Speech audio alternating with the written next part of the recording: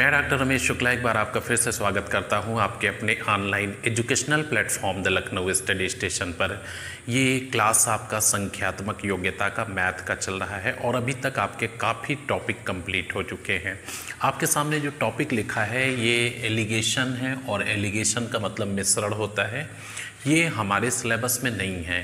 अगर हम यूपीएसआई की बात करें तो यूपीएसआई के सिलेबस में एलिगेशन मेंशन नहीं किया गया है, और जो यूपी पुलिस का कांस्टेबल का है या जीडी का है इनके सिलेबस में ये मेंशन नहीं है। लेकिन इम्पोर्टेंट ये है कि इसको पढ़े बिना काम नहीं चलेगा आपका। हालांकि जैसे अगर औसत की बात करें तो उसमें भी हमने कई बार नाम लिया है एलिगेशन का और काफ़ी सवाल एलिगेशन मेथड से बताए। आज भी आपको एक दो उदाहरण औसत से बताएंगे। प्रॉफिट लॉस पढ़ाया, उसमें भी हमने एलिगेशन का काफ़ी नाम लिया। यहाँ तक कि समय दूरी चाल के चैप्टर में भी हमने एलिगेशन से आपको एक सवाल बताया है ना। नंबर सिस्टम में भी हमने एक आध सवाल बताए। साधारण ब्याज में भी एलिगेशन का प्रयोग किया। तो ये एक ऐसा चैप्टर है जो कई जगह अनुपात समानुपात में ले लो तो इसको थोड़ा सा समझना ज़रूरी हो गया है। और कुछ लोगों का कहना था कि एलिगेशन छूटा है, तो मुझे लग रहा था कि जिस चैप्टर में ये आ रहा है और जहाँ पे इससे संबंधित सवाल आ रहा है वो मैं वहाँ डिस्कस कर देता था। लेकिन आज स्पेशली एक सिंगल वीडियो एलिगेशन पे बना देते हैं। देखिए एलिगेशन का मतलब क्या होता है कि दो या दो से अधिक चीज़ों का मिश्रण, क्योंकि एक चीज़ में अपने आप में कोई एलिगेशन मिश्रण नहीं हो सकता है। जब दो या दो से अधिक चीज़ें होंगी तो उनके मिश्रण को हम एलिगेशन कहते हैं। ठीक है। अच्छा, आपने एक शब्द सुना होगा कि अलायंस गवर्नमेंट। अलायंस का मतलब गठबंधन सरकार होता है। तो अलायंस शब्द एलिगेशन से ही बना हुआ है। जब दो या दो से अधिक राजनीतिक दल मिलकर साझा सरकार बनाते हैं, मिलीजुली सरकार बनाते हैं, तो उसको अलायंस गवर्नमेंट कहते हैं। जैसे आपने ये सुना होगा कि केंद्र में यूपीए सरकार थी, तो यूपीए सरकार का मतलब यूनाइटेड प्रोग्रेसिव अलायंस यानी संयुक्त प्रगतिशील गठबंधन, या एनडीए नेशनल डेमोक्रेटिक अलायंस ये आपका हो गया राष्ट्रीय जनतांत्रिक गठबंधन। तो ये यूपीए एनडीए क्या है? ये अलायंस है, संगठन है। ठीक है। जब दो या दो से अधिक राजनीतिक दल मिलकर साझा सरकार बनाते हैं तो उसे अलायंस गवर्नमेंट कहते हैं। ये अलायंस शब्द आपका एलिगेशन से ही निकला है। अच्छा, एक चीज़ यहाँ पे इम्पोर्टेंट ध्यान दीजिएगा कि इसको हम किस तरह से करते हैं और कैसे करेंगे, पहले समझ लेते हैं। आप सपोज करिए कि मेरे पास 20 रुपये, ठीक है, 20 रुपये और प्रति केजी वाला एक चावल है। ठीक है, 20 रुपये प्रति केजी वाला एक चावल है और एक 30 रुपये प्रति केजी वाला चावल है। ये टू टाइप के हमारे पास चावल हैं, एक अच्छी क्वालिटी का है और एक थोड़ा सा लो क्वालिटी का है अकॉर्डिंग टू रेट। अच्छा, इसका हम करते क्या हैं? मान लीजिए हमने यहाँ से 6 किलो ले लिया और यहाँ से 4 किलो ले लिया। तो जब इसका 6 किलो लेंगे तो 20 गुणे 6 हमें 120 रुपये लगेंगे खरीदने में, और जब इसका 4 किलो लेंगे तो 30 गुणे 4, इसके लिए भी हमें 120 रुपये चुकाने पड़ेंगे। टोटल 240 रुपये हमें देने पड़े। और किसके लिए? 6 4 10, क्योंकि पहले ये आपका जो है यहाँ से 6 किलो उठाया था, यहाँ से 4, तो 10 किलो हो गया। 10 किलो के लिए हमें क्या रेट चुकाना पड़ा? 24 रुपये। ये किस चीज़ का रेट है? ये 24 रुपये जो है पर केजी मिक्सचर का रेट है, मिश्रण का। आप देखिए जो भी मिश्रण रेट होता है वो सस्ते वाले से ज़्यादा होगा। क्यों ज़्यादा होगा सस्ते वाले से? क्योंकि ख़राब वाला महंगा वाला मिला हुआ है। तो मिक्सचर का जो रेट होगा वो सस्ते वाले से ज़्यादा होगा और महंगे वाले से कम होगा। महंगे वाले से कम क्यों होगा? क्योंकि सस्ता वाला मिला है। सस्ते वाले से ज़्यादा क्यों होगा? क्योंकि महंगा वाला मिला है। तो जब भी मिक्सचर का रेट आएगा इन दोनों के बीच में ही होगा।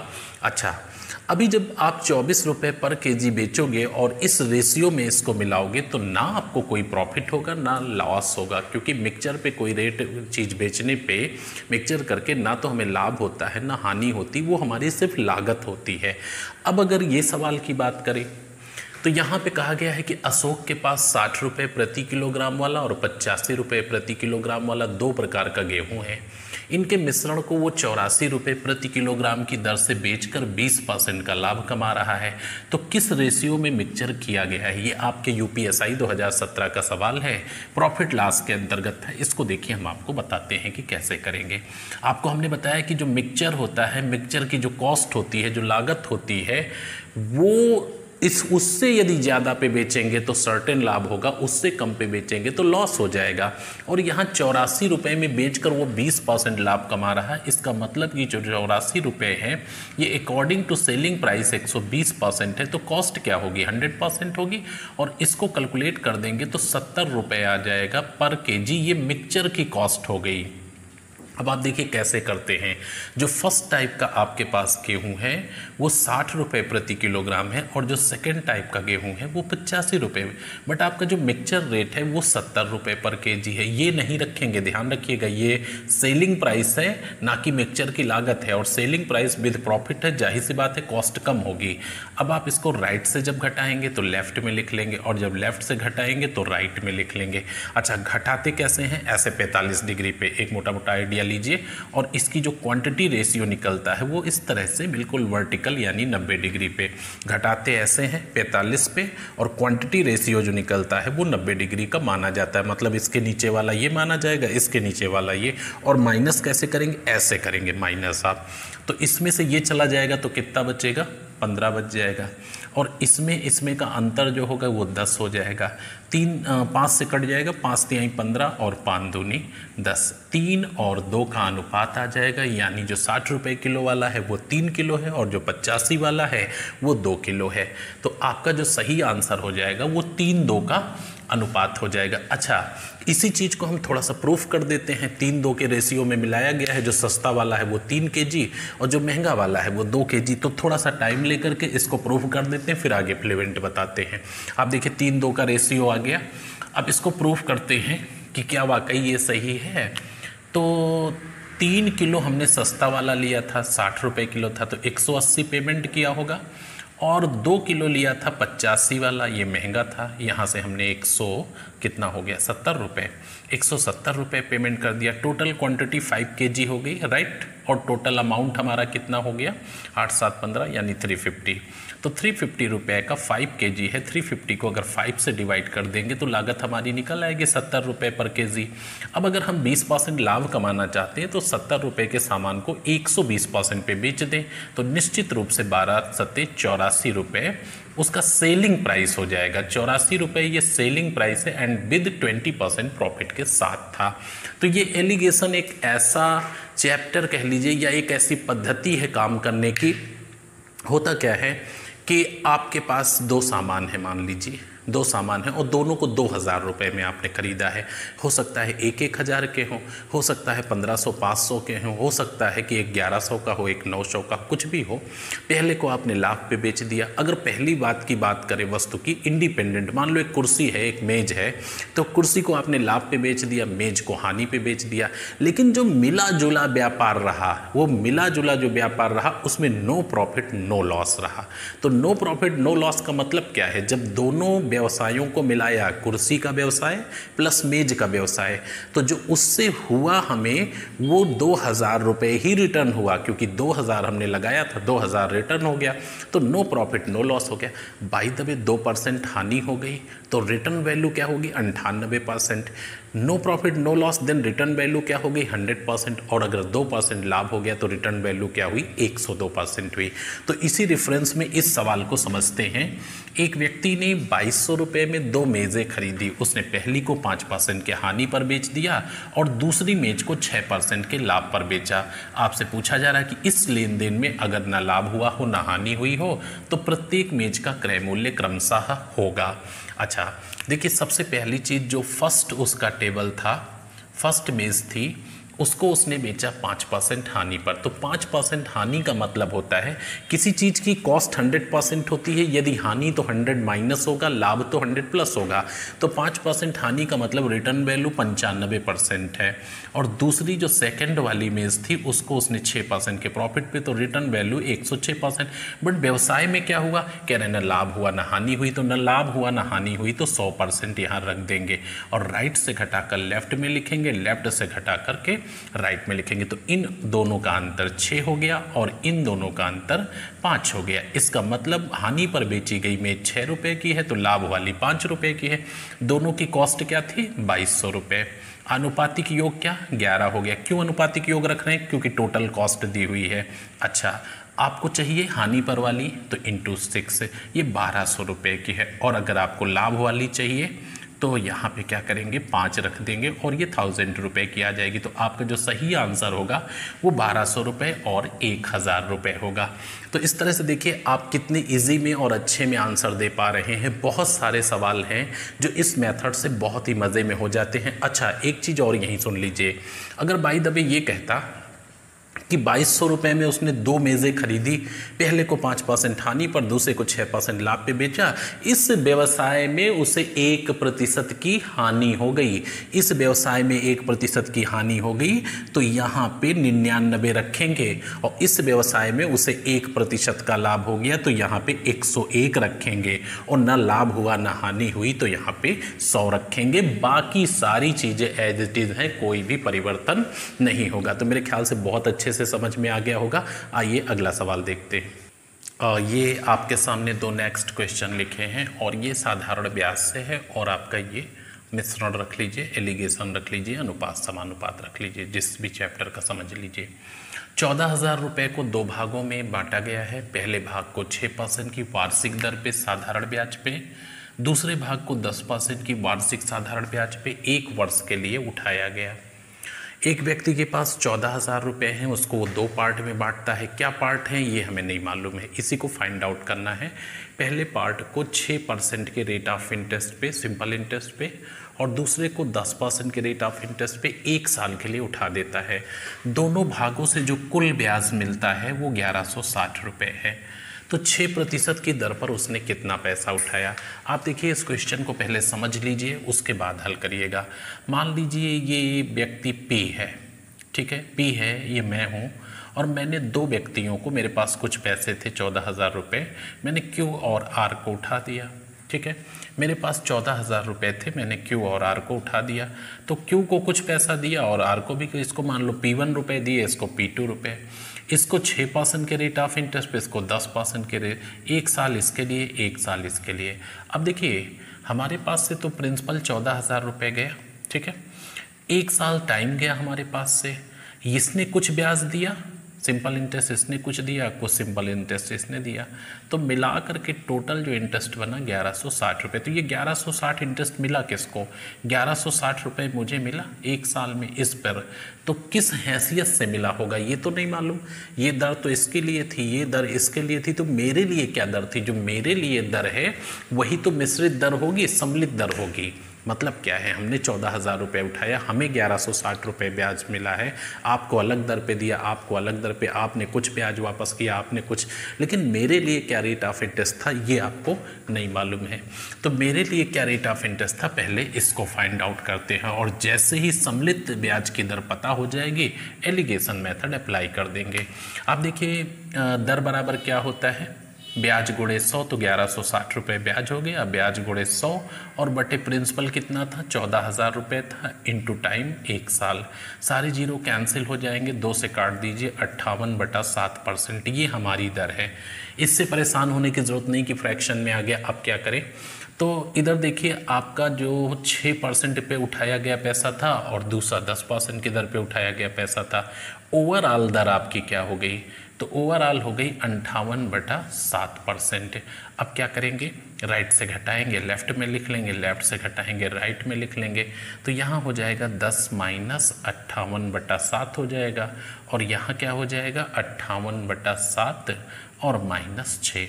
इनको घटाते हैं 90 डिग्री पे क्वांटिटी रेशियो मिल जाएगा, मात्रा में अनुपात, 10 सत्ते 70, 70 में से 58 गया, 12/7 इधर आ जाएगा और 7 छंग 42, 42 58 से निकाल दोगे तो 16/7 इधर आ जाएगा, 7 7 दोनों में है कैंसिल हो जाएगा, 4 तिहाई 12 और 4 चौक 16, यानी 6% पे 3 रुपये उठाया था तो 10% पे 4 रुपये उठाया, टोटल पैसा कितना था 14,000 रुपये। अनुपातिक योग नीचे रखेंगे, क्यों, क्योंकि टोटल अमाउंट दिया है, 6% की दर पे पूछ रहा है तो 3 उठा के रख देंगे, 7 दूनी 14 और 3 दूनी 6। आपका सही आंसर 6,000 रुपये। और अगर ये 10% की दर पे पूछता तो यहाँ 4 रख देते, 8,000 आ जाता, तो ये आंसर आपका सही हो जाएगा। तो देखिए सिंपल इंटरेस्ट का क्वेश्चन था, एलिगेशन मेथड से ये भी आ गया। अगला सवाल देखेंगे, एक बढ़ई 300 रुपये प्रति कुर्सी की दर से कितनी कुर्सियां बनाए। आपसे ये पूछा जा रहा है कि एक बढ़ई 300 रुपये प्रति कुर्सी की दर से कितनी कुर्सियां बनाए कि उसको 275 रुपये प्रति कुर्सी वाली 64 कुर्सियों के साथ मिक्सचर कर दे और 292 के रेट पे सबको उठा के बेच दे। तो अगर ये 275 वाली 64 है तो 300 रुपये वाली कितनी बनाए कि सबको आपस में मिला के 292 में उठाकर बेच दे। तो ये देखिए फर्स्ट टाइप वाली कुर्सी थी जो 300 रुपये इसकी मैन्युफैक्चरिंग कॉस्ट थी, और सेकंड टाइप वाली जो कुर्सी थी उसकी 275 रुपये मैन्युफैक्चरिंग, बट वो ओवरऑल दोनों को मिला के 292 में बेचना चाहता है। ये मैन्युफैक्चरिंग मिक्सचर कॉस्ट है, ना कि प्रॉफिट लॉस की बात नहीं की गई है।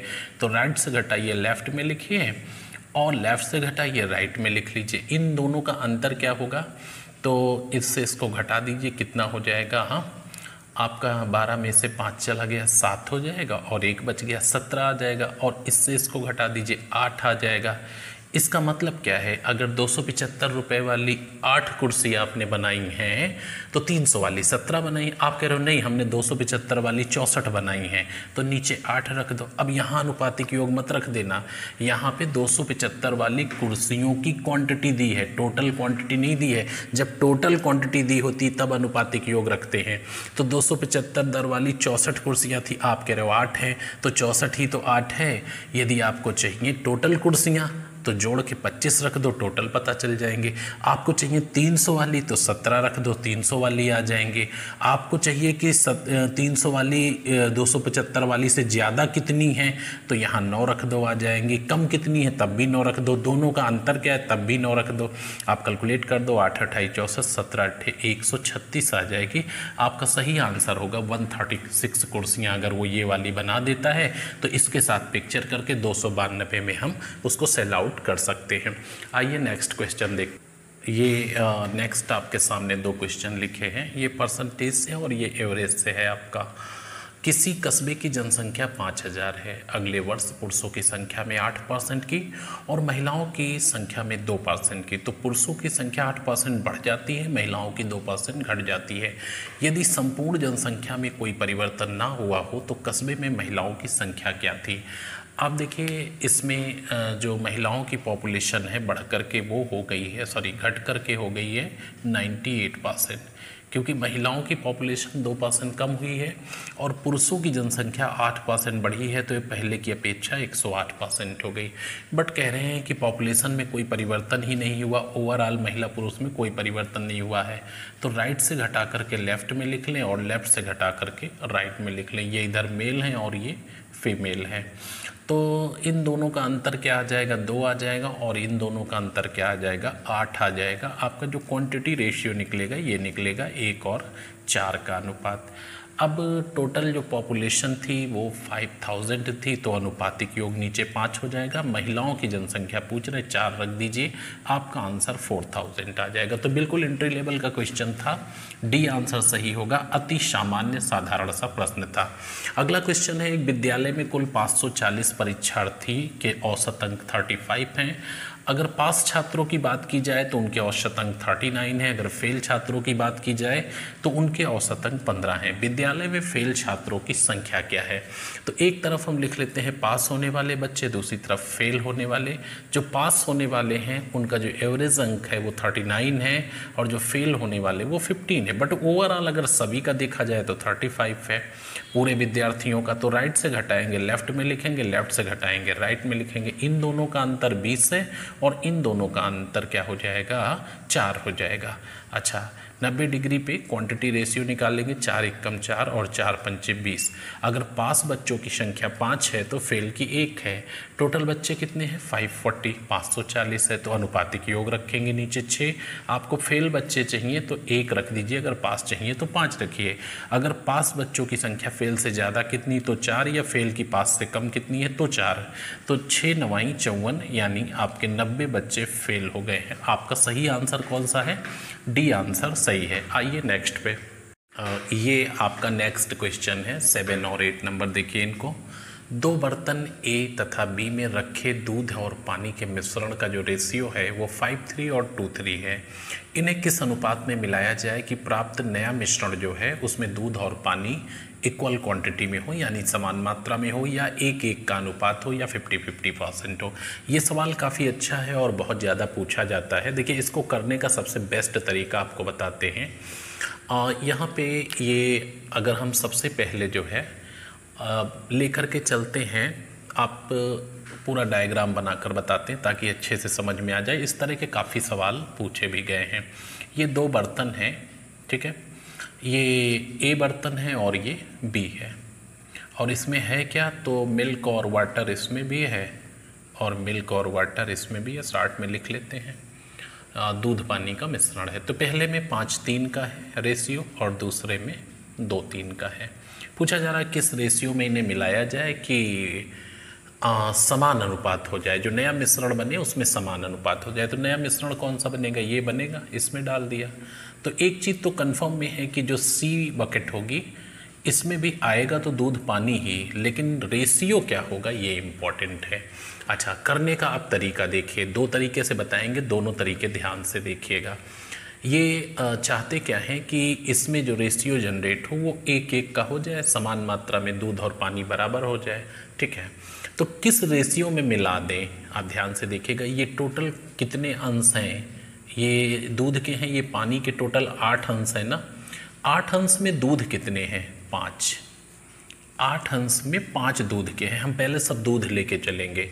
टोटल कितने अंश हैं, 5। 5 में दूध कितने हैं, 2 अंश हैं, ठीक है। दूध लेके चल रहे हैं। यहाँ पे 8 में से 5 दूध है और यहाँ 5 में से 2 दूध है। यहाँ टोटल 2 अंश हैं, 2 में दूध कितना है, 1 है, तो 1/2 हो गया। राइट से घटाएंगे लेफ्ट में लिखेंगे, लेफ्ट से घटाएंगे राइट में लिखेंगे। तो इसका हम अंतर यहाँ लिखेंगे, 1/2 माइनस 2/5 यहाँ करेंगे, और यहाँ 5/8 माइनस 1/2 करेंगे। देखते हैं क्या रेशियो निकलता है। 90 डिग्री घटाते हैं, यहाँ पे एलसीएम 10 आ जाएगा, और 2 पंचे 10, ये 5 हो जाएगा, और 5 दूनी 10, 2 दूनी 4, यानी 1/10 इधर आ जाएगा, दिख रहा होगा। यहाँ देख लो एलसीएम क्या आ जाएगा, 8 आ जाएगा, तो 8 एकम 8, यहाँ 5 आ जाएगा, और 2 चौको 8 आ जाएगा। यहाँ पे 1/8 आ जाएगा। तो 1/10 इधर है, 1/8 इधर है। इसको हम यहाँ लिख लेते हैं। देखिए फिर से 1/10 अनुपात 1/8 आ गया। तो 8 एकन्नम 8 और 10 एकन्नम 10, फिर से काट देंगे तो 4-5 का रेशियो आ जाएगा। आपका सही आंसर कौन सा होगा, डी आंसर सही हो जाएगा। 4:5 के रेशियो में अगर आप इनकी क्वांटिटी को मिला देंगे तो जो नया मिश्रण बनेगा उसमें दूध और पानी इक्वल मात्रा में होगा। बड़ा अच्छा सा सवाल है, बहुत बढ़िया तरीका है। पहली बार मैं दूध लेके चला हूँ और अगली बार पानी लेके चलूँगा, आंसर आपका यही आएगा। चाहे तो आप दूध को लेकर के काम कर लीजिए या पानी को लेके काम कर लीजिए। अगली बार मैं देखिए पानी लेकर के चल रहा हूँ, इसको हटा देता हूँ। तो ये तो समझ गए होंगे आप। अगली बार देखिए इसी चीज़ को कैसे करते हैं। बड़ा इंटरेस्टिंग और बहुत अच्छा सा सवाल है। और बाकी देखिए एलिगेशन को लेके परेशान मत होइए। अगर आप क्रम में वीडियो देख रहे हो, मैंने ये एलिगेशन कहकर कोई चैप्टर नहीं बताया था, लेकिन आप CISI खोलोगे, कई बार हमने नाम लिया है, कई बार पढ़ाया है। एवरेज खोलोगे, 8-10 सवाल बताए हैं उसमें। आप अनुपात समानुपात देखोगे, उसमें बहुत सारे सवाल बताए हैं। लाभ हानि बट्टा खोलोगे, उसमें बताया है। मतलब हर जगह जहाँ पे एलिगेशन आया सब जगह बताया। बस इम्पॉर्टेंट ये है कि क्रम में उसको देखो। तो मैं इसमें बस इतने ही सवालों पे डिस्कस करूँगा, और बाकी आप खुद समझदार हैं, जहाँ जहाँ पे हैं वहाँ देख सकते हैं। अच्छा, ये अब पानी को लेकर के चल रहे हैं, तो ये बताइए टोटल कितने अंश हैं, 5 और 3 8 अंश हैं, जिसमें पानी कितना है, 3 अंश है। तो 3 अंश पानी है 8 में, और यहाँ पे 5 अंश में 3 अंश यहाँ पे भी पानी है। यहाँ 3 है 8 में, यहाँ 3 है 5 में, यहाँ पानी कितना है, 1 अंश पानी है 2 में। फिर वैसे ही घटा लीजिए। देखिए यहाँ पे 3/5 से 1/2 माइनस कर लेते हैं, 3/5 से 1/2 माइनस कर लेते हैं, और यहाँ 1/2 से 3/8 माइनस कर लेते हैं। तो एलसीएम फिर से लेते हैं, 10 हो जाएगा, 5 दूनी 10 और 2 तिहाई 6 और 2 चौको 8। यहाँ पे नहीं, 2 पंचे 10, 5 आ जाएगा। तो इधर क्या आया, 1/10 आ गया। फिर से चेक करिए, 10 एलसीएम लिया, 5 दूनी 10, 2 तिहाई 6 और 2 पंचे 10, 1/10 इधर आ गया। अनुपात बना देते हैं। यहाँ एलसीएम फिर से 16 आ गया, 2 अठे 16 आ गया और ये 8 दूनी 16, 2 तिहाई 6। यहाँ पे कितना आ गया, 2/16, 2/16 चलो रख लेते हैं, जो है वही रखो। फिर इसको ऊपर ले आते हैं ना, 1/10 हो गया और अनुपात 2/16 हो गया। तो 16 एकन्नम 16 हो गया इधर और अनुपात 10 दूना 20 हो गया। 4 से काट देते हैं, 4 चौक 16, 4 पंचे 20, क्या आ गया, 4:5 का रेशियो आ गया। तो ये बहुत ही मज़ेदार क्वेश्चन है और इसको एलिगेशन मेथड से ही करिए। आपकी इच्छा है दूध को लेके चलने की, दूध को लेके चलिए। आपकी इच्छा है पानी को लेके चलना, पानी को लेके। टोटल में कितना है। अच्छा, एक सवाल और दिया है, इसको देख लीजिए, काफ़ी अच्छा सा सवाल है। 50,000 रुपये में मैंने 2 स्कूटर खरीदे हैं और इनको 60,000 रुपये में बेच दिया है। एक चीज़ तो कन्फर्म हो गई कि लाभ हुआ है। अब कितना लाभ हुआ है, कितने % का, ये पता करिए। मैंने 50,000 रुपये में 2 स्कूटर खरीदे, पहले को 60,000 में बेच दिया। मैंने 50,000 रुपये में 2 स्कूटर खरीदे और 60,000 रुपये में इनको बेच डाला दोनों को।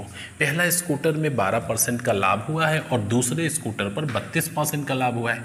तो पूछा जा रहा है कि जिस पे 12% लाभ हुआ है उसकी कॉस्ट क्या थी, वो कितने रुपए का एक्चुअल कॉस्ट उसकी क्या थी। तो सबसे पहली चीज़ है, आपने 50,000 रुपये के 2 स्कूटर खरीदे हैं और इनको 60,000 रुपये का बेच दिया है। तो ओवरऑल आप देखिए, ये सीपी है, कॉस्ट प्राइस, और ये सेल प्राइस है। ओवरऑल आपको कितना लाभ हुआ, 10,000 रुपये का लाभ हुआ है। और जो लाभ हानि की वैल्यूएशन है वो सीपी पे की जाती है और इंटू 100, चूँकि लाभ प्रतिशत निकालना है हमें। तो कितना आ जाएगा, यहाँ से आप कैलकुलेट कर देंगे तो ये 20% आ जाएगा, यानी आपको 20% का लाभ हुआ है। अब ओवरऑल बिजनेस में 20% का लाभ हुआ। फर्स्ट वाले को आपने बेचा था कितने, 12% के लाभ पे। सब लाभ हैं तो 100 में जोड़ने की ज़रूरत नहीं है, ऐसे उठा के रख दो। ये 32% पे दूसरे को। ओवरऑल बिजनेस में 20% का लाभ हुआ, तो राइट से घटा के लेफ्ट में, लेफ्ट से घटा के राइट में। इन दोनों का अंतर 12 हो गया और इन दोनों का अंतर 8 हो गया। रेशियो निकाल लीजिए, 90 डिग्री पे आंसर होंगे आपके। 4 तिहाई 12 और 4 दूनी 8, 3-2 का रिलेशन होगा उनकी कॉस्ट में। तो टोटल अमाउंट 50,000 था, ये हमारी परचेजिंग कॉस्ट थी। अनुपातिक योग 5 हो जाएगा। आपसे पूछा गया 12% के लाभ पे स्कूटर जो आपने बेचा था उसको खरीदा कितने में था, तो 3 रख दीजिए, 5 एकम 5, 30,000 रुपये आपका करेक्ट आंसर आ जाएगा। और अगर ये पूछता कि 32% पे लाभ पे जिसको बेचा था वो कितने का था, तो 2 रख देंगे, 20,000 रुपये आ जाएगा। तो एलिगेशन को लेके परेशान होने की ज़रूरत नहीं है, अति साधारण चीज़ है। हाँ, ये मददगार बहुत है। कई ऐसे चैप्टर हैं जहाँ पे काम करने में आपको मज़ा आएगा। अनुपात समानुपात वाले सारे वीडियो एक बार फिर से सर्च करिएगा, देखिएगा। टोटल 10 क्लास है, उसमें बहुत सारे सवाल आपके दूध, पानी और अल्कोहल मिक्सचर्स बहुत सारे बताए हैं और आपको निश्चित रूप से वहाँ से सारी चीज़ें क्लियर हो जाएंगी। तो अगला जो हमारा क्लास होगा मेंसुरेशन का होगा। मेंसुरेशन के वीडियो स्टार्ट करेंगे जिसमें एरिया और वॉल्यूम दोनों पढ़ेंगे, तो थोड़ा सा लेंदी हो सकता है लेकिन महत्वपूर्ण हिस्सा है। तो मिलते हैं नेक्स्ट क्लास में, तब तक के लिए शुभकामनाएं, धन्यवाद।